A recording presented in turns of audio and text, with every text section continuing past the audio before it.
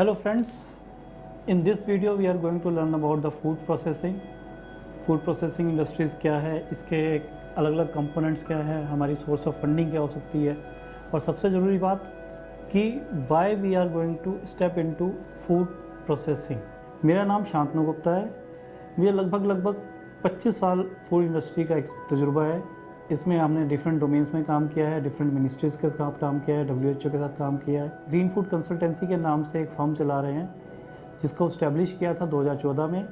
इसमें हम जो भी फूड से रिलेटेड हमारी क्वेरीज़ होती हैं उसको हम सॉल्व करते हैं। साइंटिफिक और टेक्निकल रिक्वायरमेंट्स जो भी रहती हैं इंडस्ट्री की, उसको हम सॉल्व करते हैं।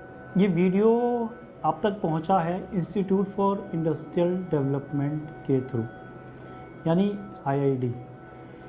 ये एक ऐसी संस्था है जो MSME मंत्रालय भारत सरकार का, माइक्रो स्मॉल मीडियम एंटरप्राइजेस, उनके साथ मिलकर काम करते हैं इंडस्ट्री की डेवलपमेंट के लिए।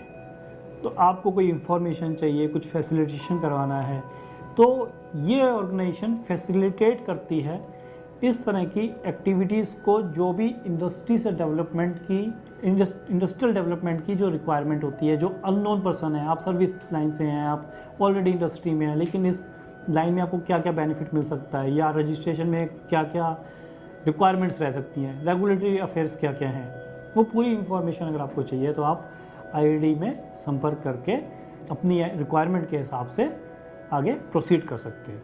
कोई भी चीज़ जिसमें आप अपनी सहूलियत समझते हैं, जिसमें आप कन्वीनियंस समझते हैं, तो आप IID से संपर्क कर सकते हैं। उसके हिसाब से ये आपको दिशा निर्देश दे सकते हैं, आपको सपोर्ट करेंगे, हेल्प करेंगे।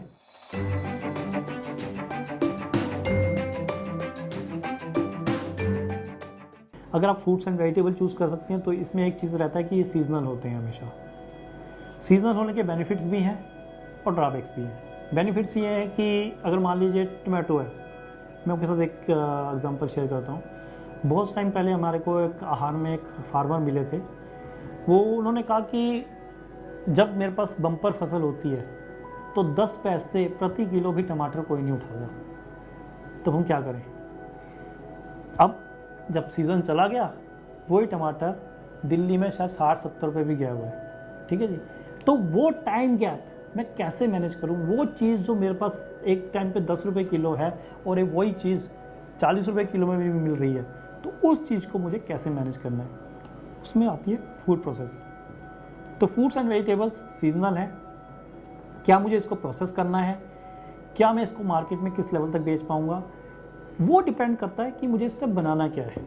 एक तो मेरी एक्सपर्टीज़ है, मैं काम करता हूँ मसालों का, चलो ठीक है, मसालों का काम करते हैं। मुझे अब कुछ और भी शुरू करना है, जैसे मैं कह सकता हूँ कि उसको हम एग्जिस्टिंग में ऐड ऑन कर रहे हैं, ठीक है ना। तो मसालों का काम है मेरे को शुरू करना है, ठीक है। आप मैं सजेस्ट करूँगा अचार डालिए। क्यों? क्योंकि आपके पास जो फ्रूट्स एंड वेजिटेबल्स को आपने यूज़ करना है, मसालों में तो आप ऑलरेडी डील कर रहे हैं, तो it will be ease out your business. ठीक है जी। अब क्या है कि कुछ और प्रोडक्ट है मेरे पास।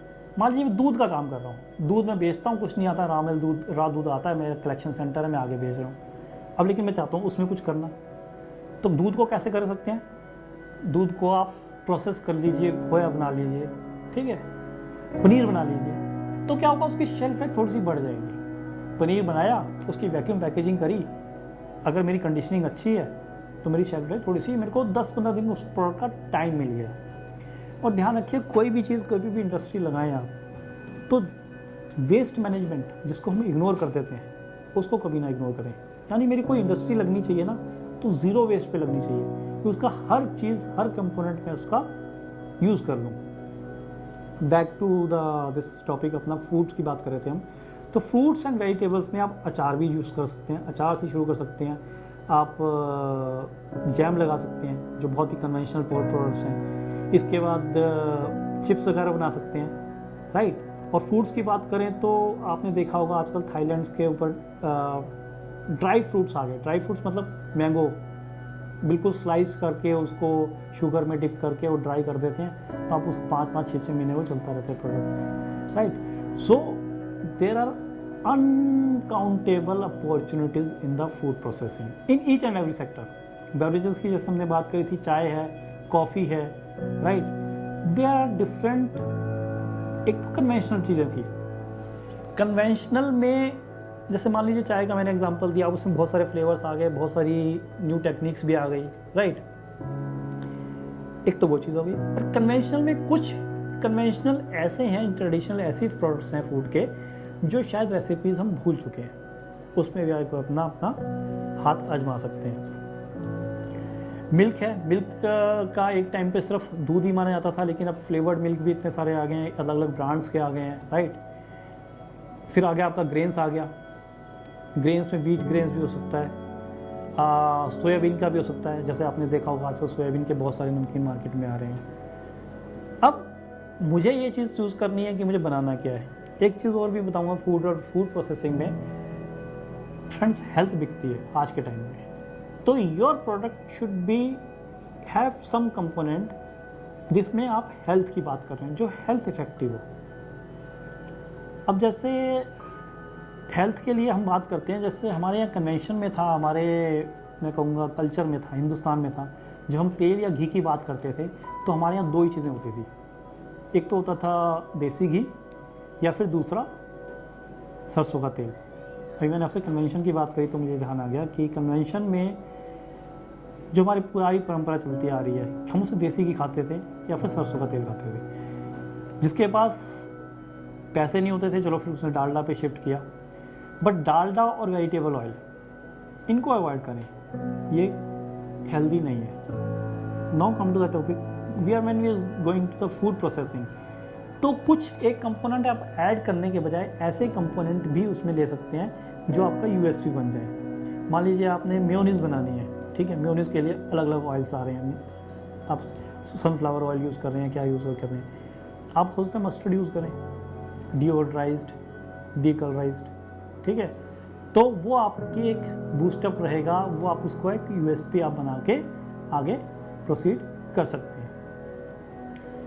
अब जब आपने एक प्रोडक्ट आइडेंटिफाई कर लिया, राइट, कि मेरे को ये प्रोडक्ट बनाना है, उस प्रोडक्ट को सबसे पहले तो एक तो चेक कर लीजिए कि जो कंप्लाइंस, जो रेगुलेटरी रिक्वायरमेंट्स हैं, उसकी क्या लिमिटेशंस हैं।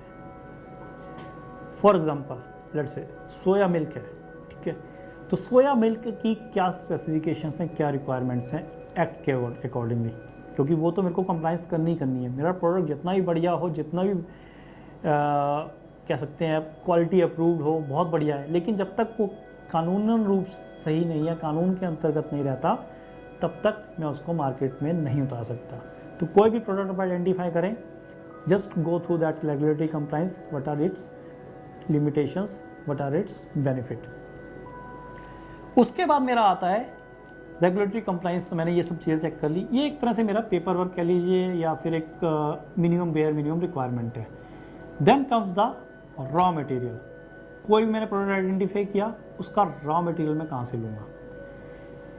रॉ मटेरियल अगर आपका कॉस्टली है तो यकीन मानिए आपका फिनिश प्रोडक्ट भी कॉस्टली होगा, और जब फिनिश प्रोडक्ट कॉस्टली होगा तो कंज्यूमर उसको बहुत ईजिली एक्सेप्ट नहीं कर पाएगा।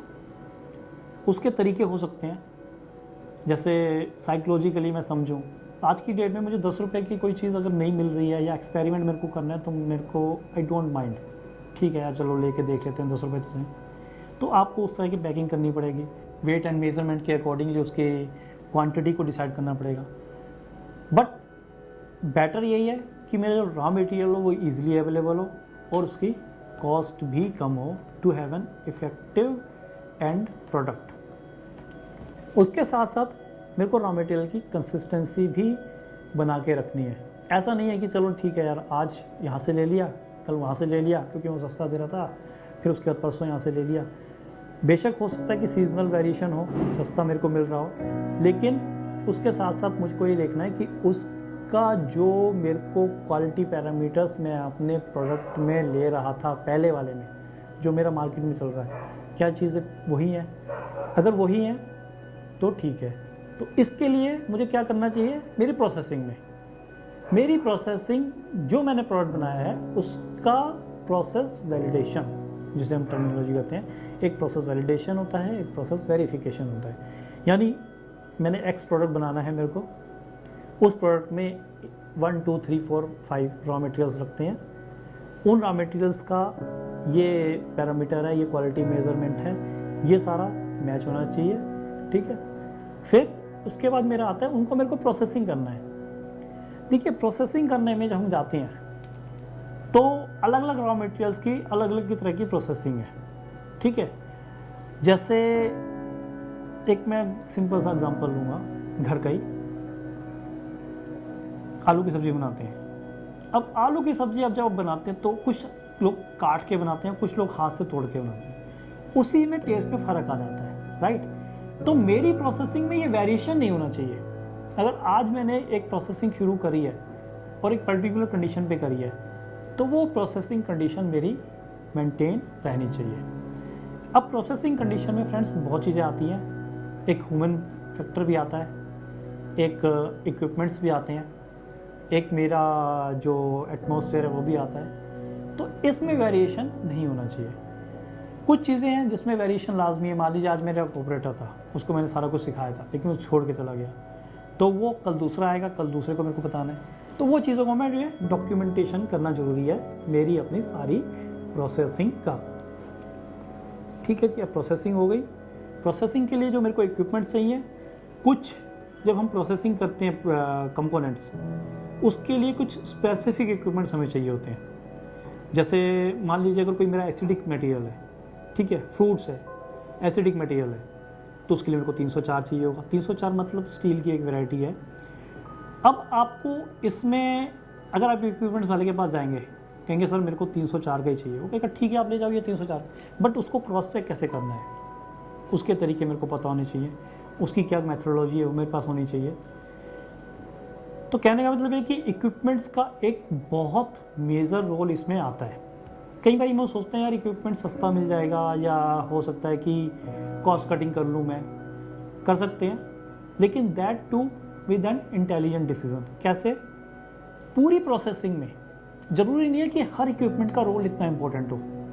कुछ इक्विपमेंट्स बहुत इंपॉर्टेंट रोल प्ले कर सकते हैं, लेकिन कुछ इक्विपमेंट जो है उनका कोई ऐसा रोल नहीं। जैसे टम्बलर है, टम्बलर आप कोई सा भी ब्रांड का ले लो, टम्बलर आप कोई सा भी ले लो, टम्बलर का कोई प्रोसेसिंग में नहीं है, मुझे तो जैसे उसको स्टोर करके रखना है, ठीक है।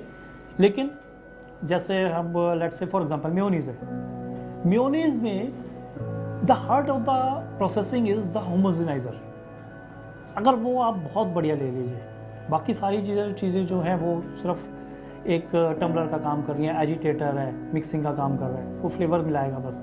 बट जो होमोजेनाइजर है वो आपका ऑयल और वाटर के इमल्शन का एक कह सकते हैं आधार है, ठीक है। उसको आपको बहुत स्पेसिफिकली चूज़ करना है। So it is with every equipment, मतलब एवरी प्रोसेसिंग। पूरी प्रोसेसिंग में ऐसा नहीं है कि बहुत हाई एंड चाहिए मेरे को या सारे ही मैंने हाई एंड लगा लिए, ज़रूरी नहीं है। हाई एंड सिर्फ वो लगाइए जो हार्ट ऑफ द प्रोसेसिंग है।